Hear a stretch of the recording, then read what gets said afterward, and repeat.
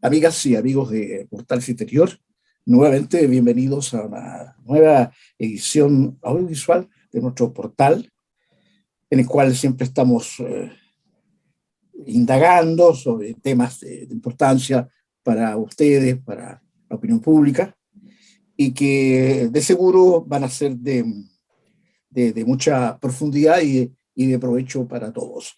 En esta oportunidad, en nuestra edición de hoy, vamos a conversar de un tema un tanto técnico, si ustedes quieren, pero muy, muy importante para el futuro, no solamente de nuestra sociedad, la chilena, sino en líneas generales, diríamos, porque vamos a hablar de la reforma tributaria, lo que se entiende por la reforma tributaria.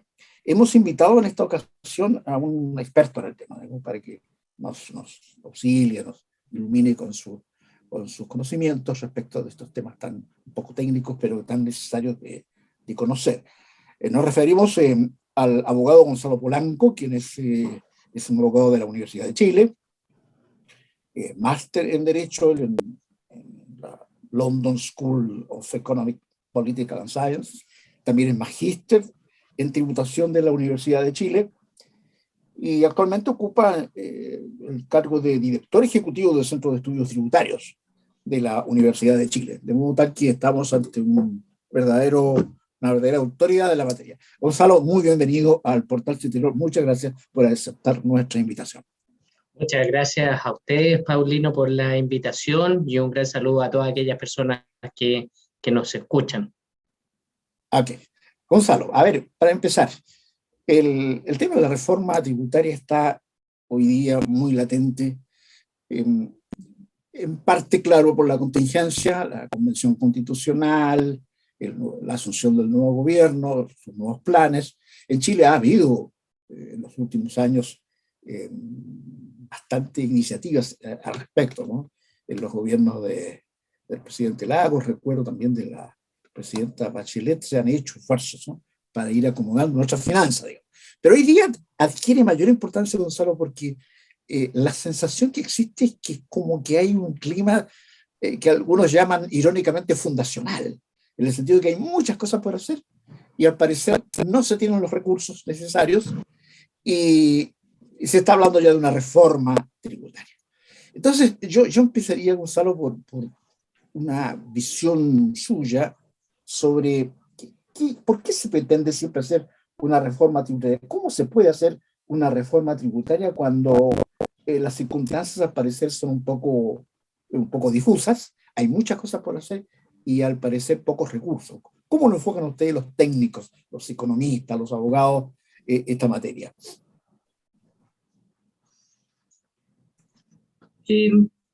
Lo que tenemos que ver como fenómeno global es que un sistema tributario debe cumplir con varios objetivos. Se mencionan distintos, pero algunos de los más importantes son, primero, que sea suficiente, es decir, que pueda allegar los recursos necesarios para que el Estado cumpla sus funciones. Y el otro objetivo es que sea equitativo en el sentido de que aquellas personas que tienen más paguen más, lo que se llama progresividad. Eso entre otros, porque se pide también que sea simple, que sea neutro, pero fijémonos en esos dos objetivos, y desde hace mucho tiempo que nuestro sistema tributario no está cumpliendo esas finalidades.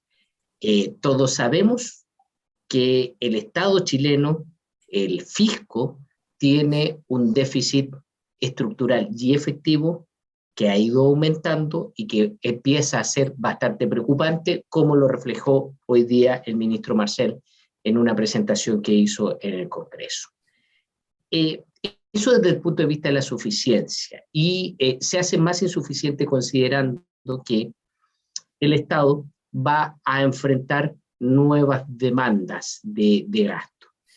Y el segundo aspecto es que hace mucho tiempo que existe una demanda para que haya mayor progresividad, en el sentido de que aquellas personas que ganan más puedan aportar más. La diferencia, yo diría, no es tanto en cuanto a los objetivos, que están más o menos compartidos, sino que en cuanto a los instrumentos para lograr esos objetivos y en cuanto podemos sacrificar otras opciones para lograr esos objetivos. Porque claro, yo, por ejemplo, puedo tratar de querer evitar que el sistema tenga muchos hoyos, muchos agujeros, de modo tal que no se reduzca la evasión y la ilusión. Pero eso va complejizando el sistema porque se van aumentando la cantidad de formularios, de declaraciones que las personas tienen que llenar. Entonces, siempre es un equilibrio bastante delicado y muchas veces cuando se logra un poco más de este objetivo, se le quita al otro objetivo. Entonces hay un tema de equilibrios o trade-off que depende de una decisión política. Es política en el fondo, Gonzalo, ¿no? En el fondo el tema es como... La gente tiene la impresión, Gonzalo, de que cuando se habla de reforma tributaria en líneas generales, tal y como usted lo señala, dice, bueno, pero eso es obvio porque estamos hablando de gente que la sensación que tiene la gente es que es injusto el sistema. Injusto en el sentido de que dice, mire, he leído en el diario de que la gente que tiene mucho dinero paga muy poco. Entonces hay que empezar a explicarle que hay un impuesto a la renta individual de las personas y un impuesto a la renta de las empresas. Y eso es lo que ha entroncado un poco, Gonzalo, en la comunicación del problema, en cómo enfrentar la comunicación de lo que es una reforma tributaria. Sí, tú apuntas a un tema que es muy importante, que dice relación con la legitimidad, es decir, con el nivel de apoyo que tiene el sistema tributario. Y efectivamente existe la percepción, como tú señalas, de que hay personas que tienen un nivel alto de ingresos y que tributan poco en relación a ese nivel de ingresos. Y muchos dicen, bueno, yo que gano mucho menos, resulta que estoy aportando más porque yo no tengo escapatoria. Y algo de ese fenómeno existe. También existen el problema de que hay acciones de fiscalización del Servicio de Impuestos Internos y el servicio en general, puedo decirlo, es un organismo de primera clase, muy bueno a nivel regional y yo diría a nivel eh, eh, mundial, pero no comunica en general las acciones de fiscalización que tiene. Entonces, claro, se conocen aquellos hoyos que aparecen de vez en cuando en la prensa, pero no tomamos en consideración todos aquellos acciones de evasión que fueron detenidos oportunamente. Entonces, efectivamente, hay un problema que es real, de que hay personas que están evadiendo en este momento impuestos o eludiendo impuestos, y hay también un problema de comunicación, de cómo está funcionando nuestro sistema tributario, qué cosas, qué acciones se están haciendo y de cuánta plata se está recaudando vía la fiscalización, que es bastante. Ahora, estas nuevas autoridades, con la excepción del ministro Marcel, que es experimentado, ha tenido ya experiencia en el Banco Central, es un hombre que conoce el tema en profundidad.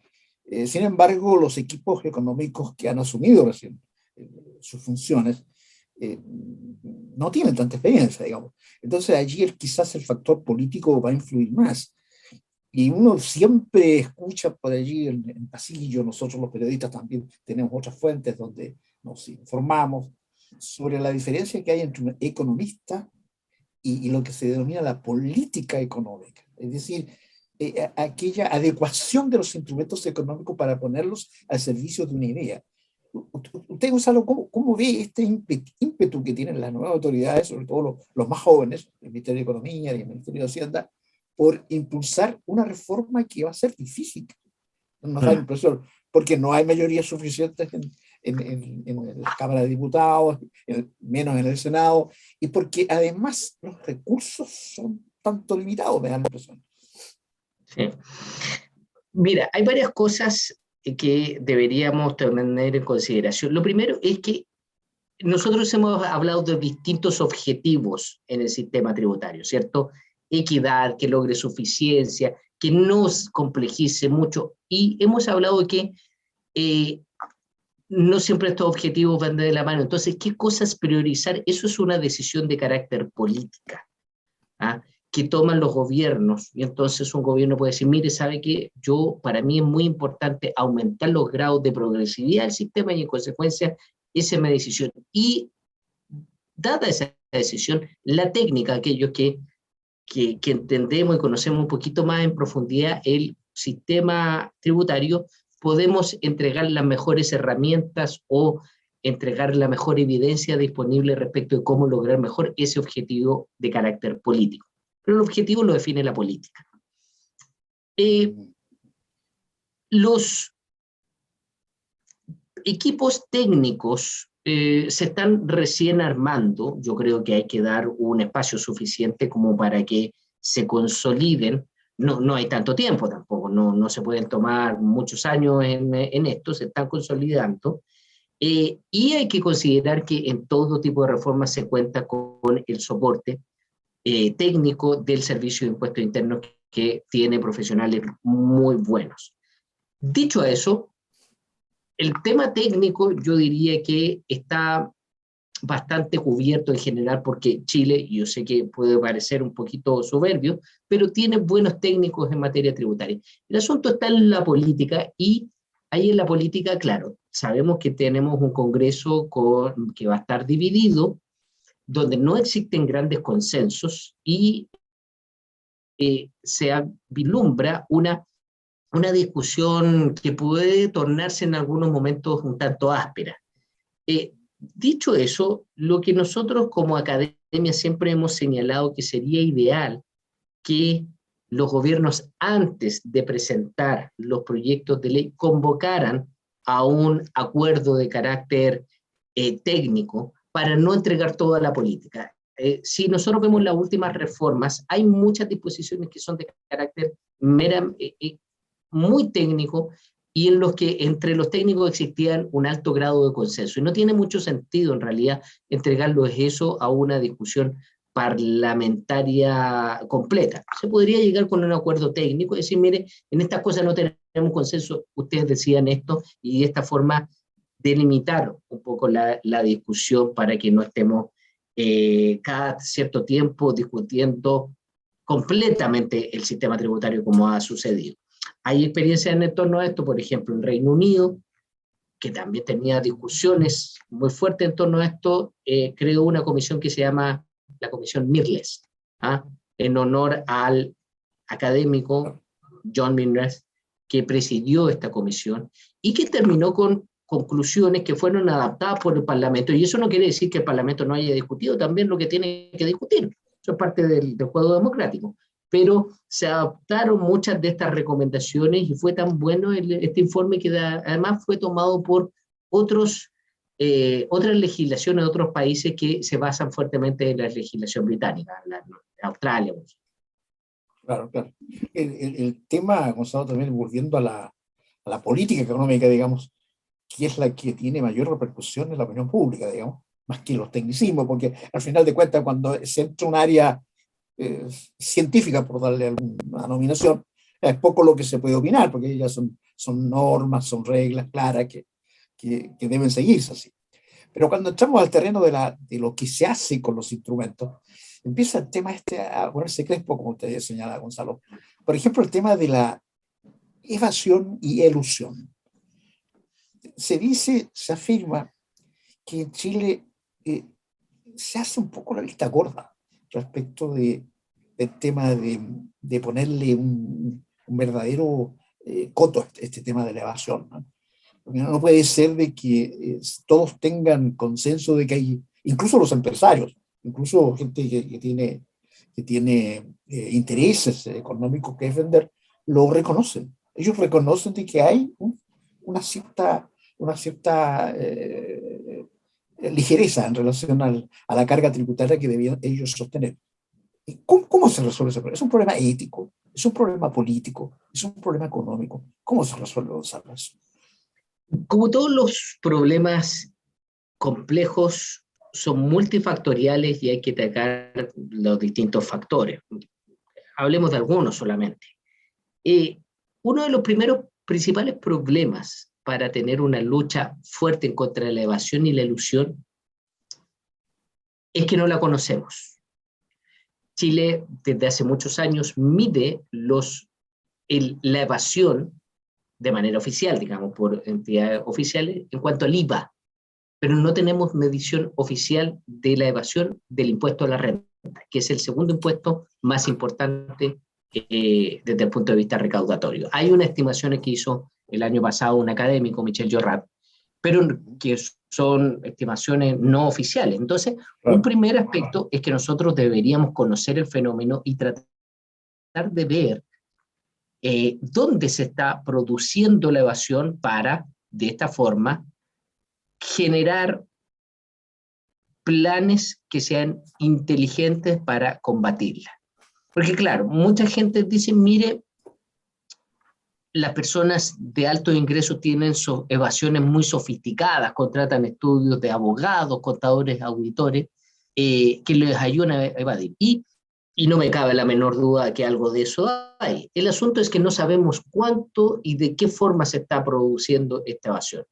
Y hay otros que dicen, bueno, basta andar por una calle de cualquier comuna de Santiago y se ven vendedores ambulantes que no están pagando impuestos y eso también es evasión. Y es una forma distinta de evasión, ¿cierto? Y que también hay que atacar. Y si nos metemos a redes sociales, vemos que las personas a través de aplicaciones están vendiendo bienes y no están pagando impuestos. Eso también es otra forma de evasión. Entonces, no la conocemos y el primer aspecto a atacar es conocerla. Y yo diría como una medida de largo plazo hay que mejorar la moral tributaria del país. Hay países en donde desde muy pequeño a los niños se les enseña la importancia de pagar los tributos, qué contribución hacen los tributos, y eso permite como política de largo plazo ir disminuyendo los niveles de evasión. En Chile no lo hemos enfrentado en una forma sistemática y yo espero que haya un esfuerzo de Estado, no de gobierno solamente, de Estado parlamentario, Poder Judicial, Ejecutivo, para atacar este fenómeno, que es tremendamente complejo. Es evidente que tiene causas morales, que tiene causas económicas, sociales, muy, muy difíciles de atacar. Gonzalo, ese impuesto que ha sido tan controvertido en el plano legislativo, en el plano político, ese esfuerzo por crear una suerte de tributación a los más ricos, al 1%, al impuesto patrimonial. ¿Qué tanto hay de efectividad? Porque hay economistas que plantean que no es tan beneficioso, digamos, en términos reales. ¿Tiene algún sentido hablar en Chile de un impuesto al 1% más rico desde el punto de vista patrimonial? Bueno, ahí tú ves que hay un objetivo político que es que aquellas personas que ganan más tributen más o aporten más. Otro es el tema de los mejores instrumentos para lograr ese objetivo. Desde el punto de vista de la evidencia, hay mejores instrumentos. Yo, para serte franco, Paulino, no soy una persona que tenga una oposición de carácter visceral al impuesto a los super ricos. Creo que es una decisión que debe tomar democráticamente el Parlamento, pero sí creo que hay instrumentos que son mejores. ¿Cuál es el problema de los impuestos a los super ricos? Que son impuestos a todo el patrimonio, y el patrimonio es una de las cosas más fáciles, de ocultar, de enmascarar, y eso hace que sea un impuesto de difícil fiscalización. Te voy a poner un ejemplo para que nos entiendan muy bien quienes nos están escuchando. Una persona de alto patrimonio puede comprar, por ejemplo, cuadros, obras de arte. ¿Cuánto cuesta un mapa? ¿Cuánto cuesta un cuadro? Bueno, si yo quiero evaluar el patrimonio de esa persona, voy a tener que considerar cuánto cuestan los cuadros. ¿Y están preparados los funcionarios del Servicio de Impuestos Internos para evaluar cuánto es lo que cuesta ese cuadro? Entonces, ahí empezamos con los problemas de la práctica, ¿cierto? Bueno, o vas a tener que capacitar a los funcionarios o vas a tener que pedir informes. Y esos informes no hay muchos especialistas. Mi propuesta siempre ha sido que primero mejoremos el impuesto global complementario, que es un impuesto conocido por los funcionarios de impuestos internos, que se declara en la operación renta, que mejoremos la fiscalización porque efectivamente pueden haber mecanismos que están haciendo que las personas de mayores ingresos no estén declarando todo lo que le corresponde en la operación renta. Y hecho eso, veamos si es que realmente nos conviene un impuesto a los denominados súper ricos, que reitero, no ha tenido un resultado recaudatorio muy espectacular en los distintos países que se ha implementado.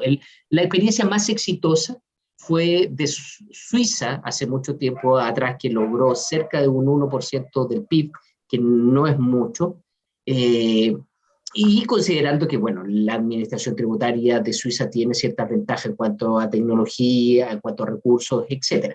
Chile tuvo un impuesto a los súper ricos entre el año 1965 y el año 1973. Y el primer año que se recaudó el 0,7% del PIB, y después su recaudación fue disminuyendo hasta quedar en algo más bien simbólico. Entonces, ni la experiencia comparada, ni la experiencia histórica de Chile dan el favor a colocar todas las fichas o a priorizar el impuesto a los súper ricos. Yo creo que deberíamos partir con otros instrumentos que son probadamente más efectivos. Y bueno, si después nos damos cuenta que todavía no es suficiente, podremos estudiar. Impuesto a la renta, por ejemplo, que es... Ahora, hay un impuesto en Chile, Gonzalo, que a mí me llamó la atención. Yo estuve algunos años en el extranjero y volví al país y empecé a asombrarme, por ejemplo. Me había perdido la praxis de nuestra idiosincrasia. Es una renta presunta. Es decir, hay actividades, o no, a lo mejor las hay aún, reconozco mi ignorancia, en que el imponente, el contribuyente declara, le dice al Estado, mire, esto gané yo, esta es mi renta, se la dice él, y el Estado tiene que creerle o no. Renta presunta, sobre todo en el sector agrícola. O sea, sectores en los cuales no hay que el Estado no tiene claridad de lo que el individuo, las personas ganan, o grupos de personas ganan, ¿no? Entonces, no sé, ahí como que empiezo a pensar que es necesario que personas ustedes los académicos, por ejemplo, economistas, abogados, expertos en derecho tributario, tengan alguna voz. O sea, eso como que no me cuadra. ¿Qué piensa usted, Gonzalo, sobre eso? Sí. Para que nos entiendan bien en qué consiste la renta presunta, en general las personas, ¿qué es lo que vamos a hacer en el mes de abril? Vamos a declarar al Servicio de Impuestos Internos cómo no fue el año 2021, ¿cierto? Y así como yo lo hago como persona natural, las empresas también lo hacen y en base a qué, a la contabilidad. Y hace muchos años atrás se dijo, bueno, miren, saben que hay contribuyentes muy pequeños que no tienen la capacidad de llevar contabilidad, que no tienen la capacidad de contratar un contador, que tienen un movimiento muy escaso. ¿Por qué no les simplificamos la vida?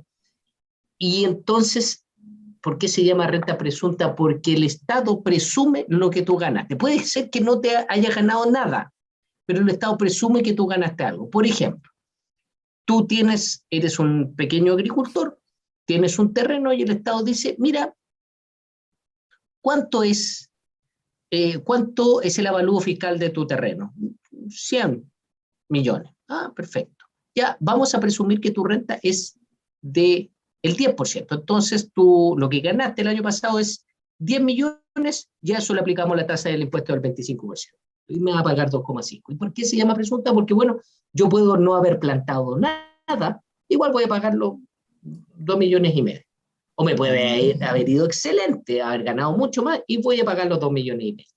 Tiene un fundamento de personas que tienen muy poca capacidad de demostrar su resultado efectivo. Ahora, evidentemente con el transcurso del tiempo eso ha ido quedando un poco pasado de moda. Hoy por hoy hay muchos contribuyentes que emiten una factura electrónica a través de Internet y que eso serían perfectamente capaces de poder demostrar al Servicio de Impuestos Internos cuánto es lo que están ganando de manera efectiva. Entonces, hay una propuesta de eliminar la renta presunta y yo creo que es algo que en lo que el país tiene que ir avanzando, quizá no de la noche a la mañana, porque hay todavía muchas localidades que no tienen un adecuado acceso a Internet, pero sí irlo pensando en forma gradual de ir eliminando la renta presunta, porque también se prestó en algunos momentos para mucho abuso, todavía probablemente hay algo, y sabemos que hay personas que no deberían estar en renta presunta y lo están, pero especialmente antes de la reforma del 2014 había mucho abuso con esto, había mucho abuso y entonces uno debería pensar que podría tender a eliminarse. Efectivamente. Bueno, amigos, estuvimos hablando con Gonzalo Polanco, abogado, como ustedes ven, joven, experto en Derecho Tributario de la Universidad de Chile, y por ahí anoté una frase del bronce. Él habla de una moral tributaria. A nosotros en el portal Citerior esa frase de Gonzalo nos hace mucho, nos cala fuerte, porque tenemos la percepción de que este es un problema ético en el fondo, ¿no? Porque todos somos responsables de que a este país le haya bien y que debemos ser honestos con el Estado para que el Estado, a través de nuestros tributos, pueda ejercer su rol de distribuidor equitativo, ¿no es cierto?, del producto de nuestro trabajo. Si esa palabra moral tributaria, yo creo que un poco, creo resumir la conversación que hemos tenido hoy día con Gonzalo. ¿A quién le vamos a pedir esos 2 minutos que siempre damos de reflexión? Es decir, ¿cuál es el mensaje, Gonzalo? ¿Cuál es la esperanza suya como experto en este tema tan candente como la reforma tributaria para lo que viene? ¿Cuál es su deseo? ¿Cómo quiere usted que se desarrolle esta nueva iniciativa del gobierno del presidente Boric por enfrentar este tema de la reforma tributaria para mejorar nuestro sistema? Gracias, Paulino. Yo quiero tomar la última parte de lo que tú señalas y volver a insistir en la moral tributaria, porque debemos entender los habitantes de este país, chilenos y extranjeros, que estamos todos en el mismo barco y a todos nos conviene que nos vaya bien. Y parte de eso significa aportar debidamente a que el Estado, municipio y el fisco funcione adecuadamente y cumpla los objetivos que nosotros le hemos propuesto. Yo sé que muchas personas pueden tener ciertas objeciones al funcionamiento del Estado, no siempre nos satisface. No obstante lo anterior, eso no es un buen argumento para tratar de evadir, de hacerle el quite al cumplimiento de tus obligaciones tributarias, porque en la medida que tú vas haciendo esto, vas horadando el sistema, vas haciéndote peor como sociedad, porque vas introduciendo un elemento de injusticia, es decir, yo gano X dinero, no pago impuestos, y el otro gana la misma cantidad de dinero y paga impuestos, entonces eso va generando una fricción que puede ser difícil de manejar. Entonces, eso es lo primero. Tenemos un objetivo y podemos discutir, y esto está dentro de las reglas del juego, la mejor forma, y para eso estamos la academia, el Centro de Estudios Tributarios, que yo presido, y para el cual lo importante es ser capaz de colaborar entregando la mejor evidencia posible en estas materias. Muchas veces no existe evidencia porque no existen los estudios, como en el tema de la evasión, donde hay que hacer los estudios. A veces es evidencia contradictoria, pero eso no es un buen argumento para tomar las decisiones sin tomar en consideración esos estudios, porque lo peor que nos podría pasar sería tomar estas decisiones tan importantes que afectan a tantas personas solamente en consideración al olfato. ¿Ah? Tenemos que tomar en consideración la técnica que tiene algo que aportar la academia que se dedica a realizar estudios y lograr finalmente un pacto tributario que nos permita no tener las leyes tributarias escritas en piedra porque son modificables, pero sí cierta estabilidad de modo tal que las personas entiendan y lo puedan cumplir adecuadamente. Gracias, Gonzalo. Bueno, amigos, Gracias, hemos llegado al final de nuestra interesante entrevista de hoy con Gonzalo Polanco, un abogado de la Universidad de Chile, que es el actual director ejecutivo del Centro de Estudios Tributarios de la universidad, quien nos ha dado luces sobre este tema. Le agradecemos al abogado Gonzalo Polanco su presencia y esperamos tenerlo nuevamente junto a nuestros amigos, auditores, televidentes, en un futuro cercano para ir analizando más a fondo el desarrollo de este tema. Gracias, Gonzalo, por su participación. Muchas gracias, Paulino. Que les vaya muy bien. Un saludo a todos quienes nos escuchan. Y a ustedes, amigos del Portal Su Interior, muchas gracias también por su sintonía, por su apoyo. Y ya estaremos nuevamente en un futuro muy cercano, junto a otro invitado de tanta valía como el que hemos tenido hoy, para que nos informen, nos profundice más sobre temas de actualidad. Muchas gracias, amigos. Hasta luego. Adiós. Adiós, Gonzalo. Hasta luego. Que le vaya muy bien.